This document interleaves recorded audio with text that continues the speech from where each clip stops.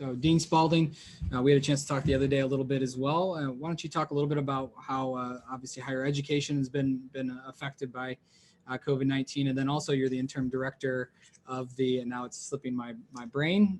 If you could help me out on that part as well, that would be great. Right. So interim vice president for economic development. So, thank you. Well, look, Chris, thank you so much. Thanks to you and the team at the Business Record for bringing everybody together like this. It's very easy for us all to feel quite separate and apart these days, and this is a great way to bring the community together.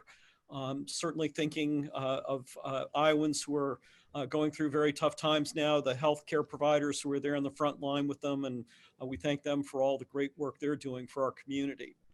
So higher education has been quite disrupted by this, and we still remain in operation, doors open and people working, and so we know everybody's gone through disruption, but for us the change was having to pivot from offering our classes in person to offering all of them online for the remainder of the semester. And for Iowa State, what that meant was taking 6,100 courses that we were teaching to about 33,000 students, and with roughly 10 days notice, shifting from offering that content in person to offering that remaining content online.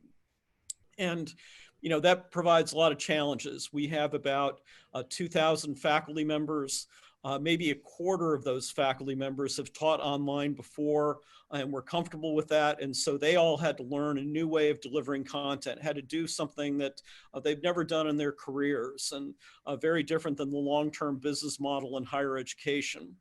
But a lot of disruption for students as well. Students were in classes that were very much based on class presentations, class participation, engaging with their fellow classmates in the classroom, and now often found themselves in places where they didn't have good broadband available, or they didn't have the right equipment to be able to access. And so we've really had to be very creative in the way we've done things here to try to make sure we were still reaching out to students, still getting the content to students. In a few weeks, are going to find a way to test students' knowledge in the courses that we're teaching.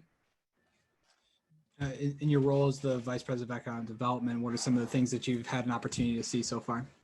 Yeah, so from an economic development standpoint, we're very engaged all across the state of Iowa in a variety of programs in helping further the economic growth in this state.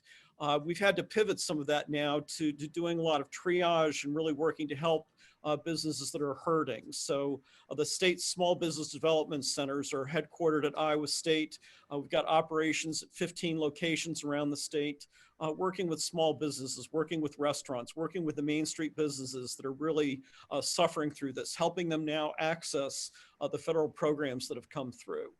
We also have an organization called Cirrus, which essentially provides engineering outreach and assistance to small to mid-sized manufacturers in the state. And they've really worked with a lot of those manufacturers to pivot and begin to meet the needs here in Iowa, to provide personal protection equipment.